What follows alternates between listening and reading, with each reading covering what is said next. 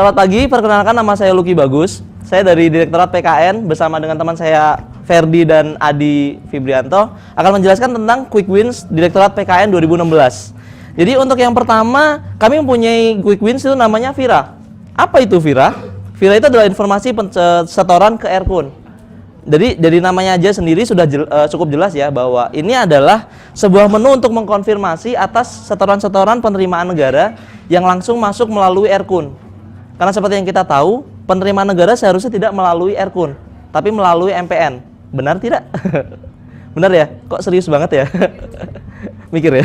Jadi emang seharusnya setoran itu melalui MPN, jadi menggunakan dari bank-bank umum ya, bank-bank persepsi. Jadi untuk itu kami bekerjasama dengan Direktorat SITP ini membuat sebuah menu di dalam OMSPAN. Makanya di situ terintegrasi dengan aplikasi online monitoring SPAN untuk menyediakan memfasilitasi teman-teman yang akan menggunakan konfirmasi itu. Jadi untuk stakeholdernya sendiri untuk sekarang itu teman-teman dari DJKN dan tidak menutup kemungkinan untuk ke depannya teman-teman yang membutuhkan atas penerimaan nyeleneh yang masuk ke Erkun. Gitu. Jadi mungkin berikutnya akan dijelaskan tentang CMS Bendahara oleh teman saya Ferdi. Baik, Assalamualaikum warahmatullahi wabarakatuh. Masih semangat kira-kira dari teman-teman ini? Jadi quick wins berikutnya dari Direktorat PKN adalah CMS Bendahara. Selama ini kita tahu bahwa transaksi bendahara itu dilakukan secara konvensional. Artinya apa? Artinya ketika bendahara itu bertransaksi ke bank biasanya menggunakan dengan cek. Nah, dengan CMS ini maka bendahara tidak perlu lagi menggunakan cek, hanya cukup dengan klik di gawai atau smartphone atau PC yang sudah terhubung dengan jaringan internet.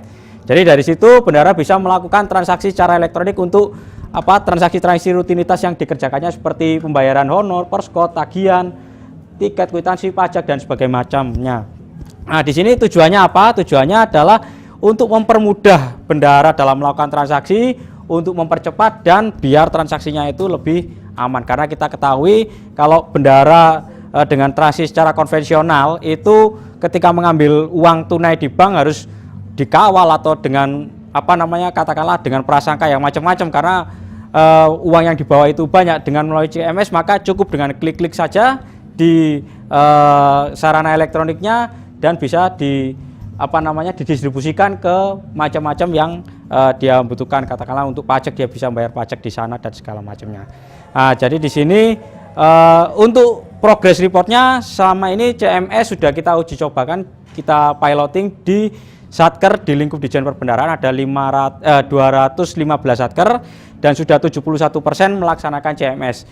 Yang sisanya sudah melaksanakan hanya terkendala masalah jaringan dan user approval seperti itu. Untuk selanjutnya mungkin quick wins berikutnya bisa disampaikan oleh rekan saya Mas Adi Fibrianto. Silakan. Terima kasih Pak Ferdi. Yang terakhir quick win yang menjadi inisiatif dari Direktorat PKN adalah penempatan uang negara pada bank umum. Jadi transaksi ini dilaksanakan melalui sarana treasury di Linkroom. Secara resmi penempatan uang negara sudah dimulai pada tanggal 29 Februari 2016. Jadi apa yang ditempatkan? Yang ditempatkan itu merupakan dana APBN yang selama ini tersimpan di rekening kas umum negara.